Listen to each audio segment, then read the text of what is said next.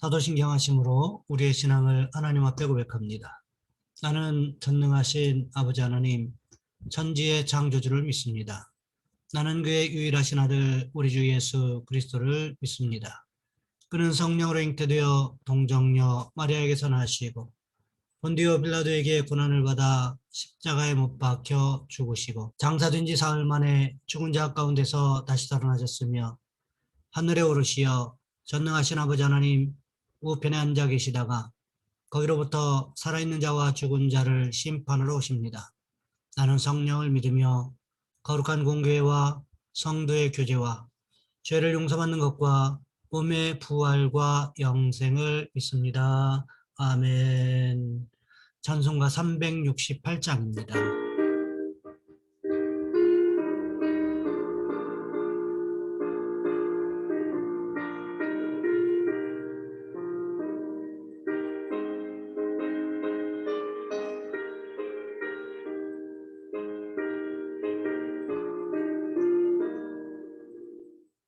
주 예수여 은혜를 내려주사 고증하게 하옵소서.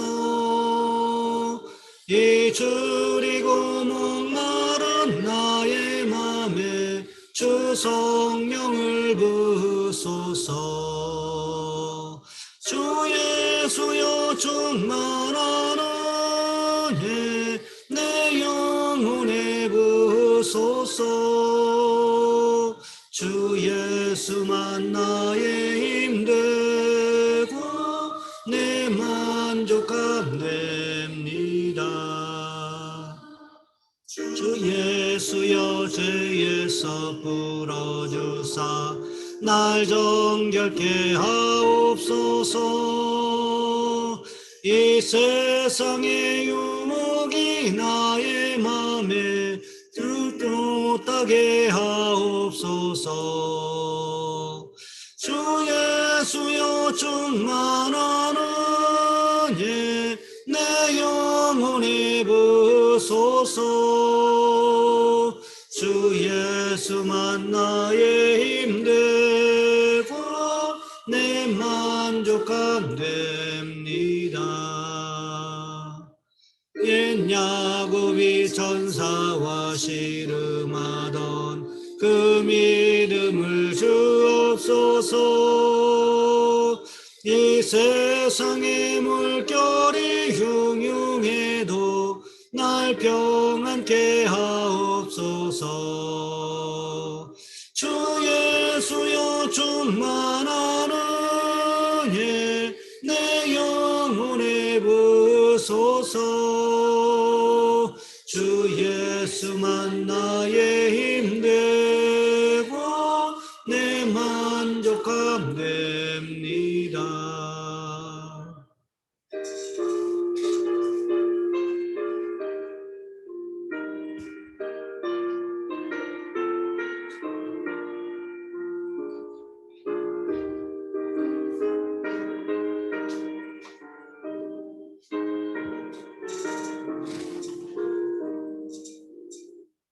주 예수여 완전한 주의 사랑 나 받기를 원합니다. 그 사랑이 내 맘에 충만하여 날 기쁘게 하옵소서. 주 예수여 충만한 은혜 내 영혼에 부으소서. 주 예수만 나의 힘되고 내 만족함 됩니다. 내 마음에 임하신 주의 성령 늘 계실 줄 믿습니다. 그는 은사를 나에게 부어주사 주 섬기게 하옵소서. 주 예수여 충만한 은혜 내 영혼에 부으소서. 주 예수만 나의 힘되고 축하됩니다.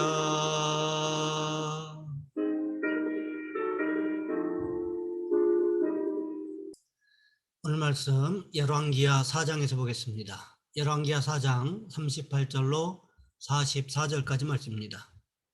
제가 가진 성경은 구약 성경 567쪽에 있습니다. 제가 봉독해 드립니다. 엘리사가 다시 길갈에 이르니 그 땅에 흉년이 들었는데 선지자의 제자들이 엘리사의 앞에 앉은지라. 엘리사가 자기 사원에게 이르되 큰 솥을 걸고 선지자의 제자들을 위하여 국을 끓이라 하매 한 사람이 채소를 캐러 들에 나가 들 포도당구를 만나 그것에서 들 호박을 따서 옷자락에 채워가지고 돌아와 썰어 국 끓이는 솥에 넣되 그들은 무엇인지 알지 못한지라. 이에 퍼다가 우리에게 주어 먹게 하였더니 무리가 국을 먹다가 그들이 외쳐 이르되 하나님의 사람이여 솥에 죽음의 독이 있나이다 하고 능히 먹지 못하는지라. 엘리사가 이르되 그러면 가루를 가져오라 하여 솥에 던지고 이르되 퍼다가 무리에게 주어 먹게 하라 하매 이에 솥 가운데 독이 없어지니라. 한 사람이 바알 살리사에서부터 와서 처음 만든 떡 곧 보리떡 20개와 또 자루에 담은 채소를 하나님의 사람에게 드린지라. 그가 이르되 무리에게 주어 먹게 하라. 그 사원이 이르되 내가 어찌 이것을 100명에게 주겠나이까 하나. 엘리사는 또 이르되 무리에게 주어 먹게 하라. 여호와의 말씀이 그들이 먹고 남으리라 하셨느니라. 그가 그들 앞에 주었더니 여호와께서 말씀하신 대로 먹고 남았더라. 아멘. 오늘 본문의 말씀을 가지고 두 가지 기적이라는 제목으로 함께 말씀을 살펴보겠습니다. 토마스 오베다이아 치솜이라는 목사님이 계셨습니다. 미국의 한 가난한 가정에서 태어나서 독학으로 공부를 해서 교사가 됐는데 건강이 악화되어 교사직도 내려놓고 아무 일도 할 수가 없었어요. 그냥 몸이 아파 쉬고 있다가 27세에 예수님을 영접하고 무디 신학교에 들어가서 신학을 공부한 다음 목사님이 되었습니다. 그런데 몸이 계속 아파서 1년만 목회를 하고 더 이상 사역할 수가 없게 되었습니다. 내가 앞으로 어떻게 살까? 낙심하는 가운데 1923년 어느 날 성경을 읽다가 예레미야애가 3장 22절, 23절 말씀이 마음에 들어왔습니다. 여호와의 인자와 긍휼이 무궁하심으로 우리가 진멸되지 아니함이니이다. 이것들이 아침마다 새로우니 주의 성실하심이 크시도소이다. 이 말씀이 마음에 들어와서 마음을 뒤흔들어 놓는데 주님의 인자와 긍휼하심이 함께합니다. 이 놀라운 은혜가 날마다 나에게 새로우니 내가 주님을 믿고 의지합니다. 이렇게 고백하기 시작했습니다. 너무 감동받고 이것을 찬송 가사로 만들어서 곡이 붙인 다음에 이 찬송이 불리기 시작하는데 무디 신학교에서는 학교의 비공식적인 교가로 불려질 정도로 모일 때마다 이 찬송을 불렀다고 합니다. 그때 총장이었던 학톤 총장은 이 찬송을 너무 사랑해서 자주자주 불렀고 장례식 때도 이 찬송을 불렀다고 합니다. 또한 빌리 그레이엄 전도단의 유명한 성악가 조지 베버리 쉐어가 이 곡을 부름으로 말미암아 전 세계적으로 이 찬양이 알려지게 되었습니다. 치솜 목사님이 어떻게 되었을까요?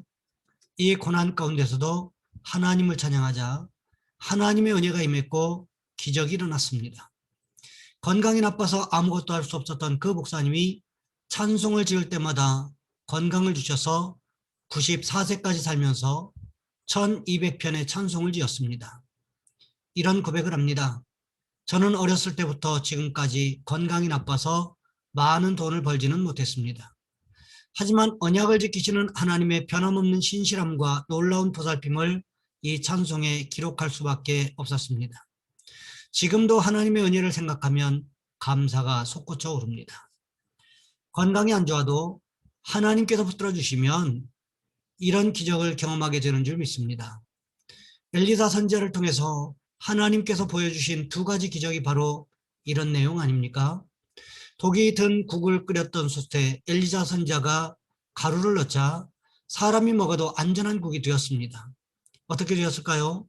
선지자의 제자들이 배불리 먹지 않았겠습니까? 아마도 이 일이 가까이에 살고 있던 모든 사람들이 다 알고 있을 정도로 유명한 이야기가 되었을 것입니다. 그리고 그 다음 이야기가 오늘 보면 42절 말씀부터 기록되어 있습니다. 한 사람이 바알 살리사에서부터 와서 처음 만든 떡 곧 보리떡 20개와 또 자루에 담은 채소를 하나님의 사람에게 드린지라. 그가 이르되 무리에게 주어 먹게 하라.